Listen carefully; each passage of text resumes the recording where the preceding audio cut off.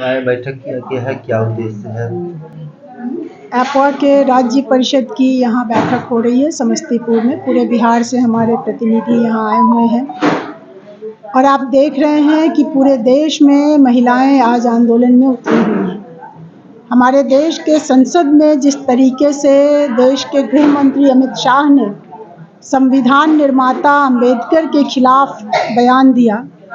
ये हम महिलाओं के लिए बहुत अपमानजनक स्थिति है। हम सब जानते हैं कि इस देश के भीतर अगर हिंदू कोड बिल लाने की कोशिश की थी तो वो अंबेडकर थे, जिन्होंने हिंदू महिलाओं के लिए संपत्ति का अधिकार,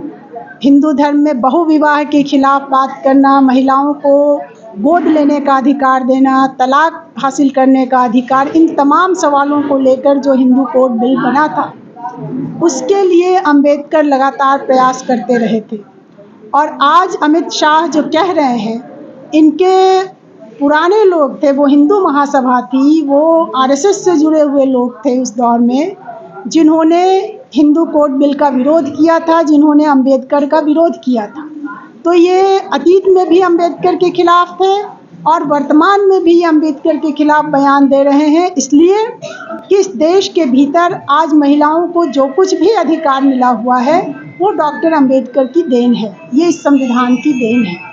तो हमारे इस राज्य परिषद की बैठक में निश्चित रूप से हम लोग महिलाओं को जो अधिकार मिले हुए हैं, जो संविधान से हमें अधिकार मिला हुआ है, उसको जो आज खत्म करने की कोशिश आज देश की सत्ता में बैठे हुए मोदी जी और उनकी पार्टी कर रही है, इसके खिलाफ हम अब यहाँ पर एक आंदोलन की योजना बनाने जा रहे हैं।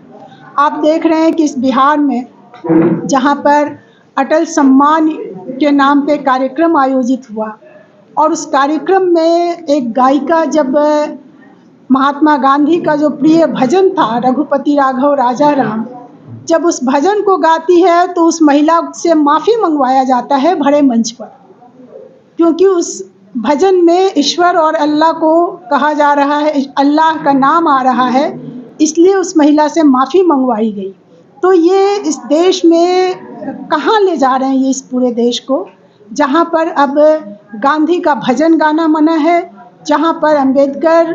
के लिए अपमानजनक बातें हो रही और ये सब कुछ कर रहे हैं सत्ता में बैठे हुए लोग। तो आज हमारी जो ये 2 दिन की बैठक शुरू हो रही है, इस बैठक में इस देश के भीतर जो महिलाओं के अधिकारों पर हमले हो रहे हैं उसके खिलाफ तो हम बात करेंगे ही। इसके साथ साथ बिहार में जो हम लगातार देख रहे हैं कि महिलाओं के साथ जो कुछ हो रहा है,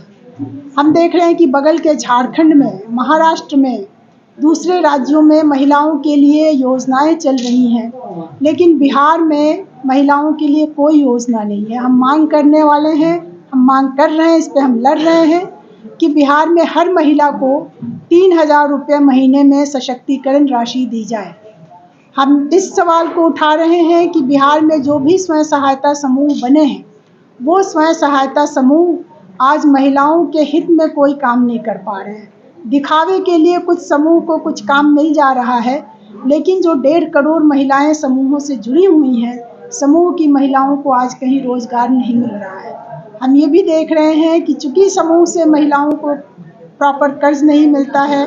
माइक्रो फाइनेंस कंपनियों को लगातार बढ़ावा दिया जा रहा है और आज माइक्रो फाइनेंस कंपनियों का इस तरह का दमन और दबाव चल रहा है कि समस्तीपुर में, बगल के मुजफ्फरपुर में, बिहार के कई जिलों में हम लोगों ने देखा है कि महिलाएं उनसे प्रताड़ित हो रही, आत्महत्या तक की घटनाएं सामने आ रही हैं। तो बिहार में महिलाओं की शिक्षा का सवाल, महिलाओं के स्वास्थ्य का सवाल, उनके रोजगार का प्रश्न और सबसे बढ़कर उनकी सुरक्षा और उनके सम्मान का प्रश्न और संविधान प्रदत्त अधिकार का प्रश्न, इन तमाम प्रश्नों पर हम अगले 2 दिन में यहाँ चर्चा करेंगे, बात करेंगे और आगे के आंदोलन का फैसला लेंगे। मीना तिवारी, राष्ट्रीय महासचिव।